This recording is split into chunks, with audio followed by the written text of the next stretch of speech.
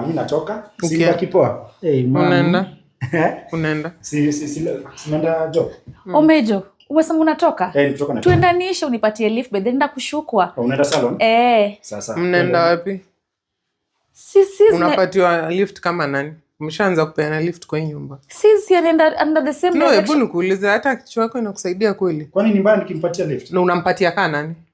Sasa hizi ndio umefikiri unafaa kushukwa, si ndio?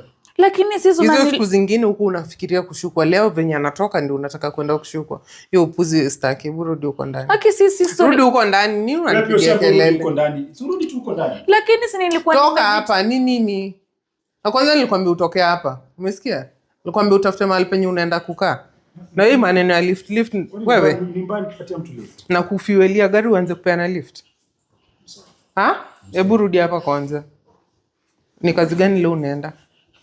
Bado ni holiday unaenda? Sinaenda kuchukua. Bado ni holiday unaenda? Hebu kaa pale chini.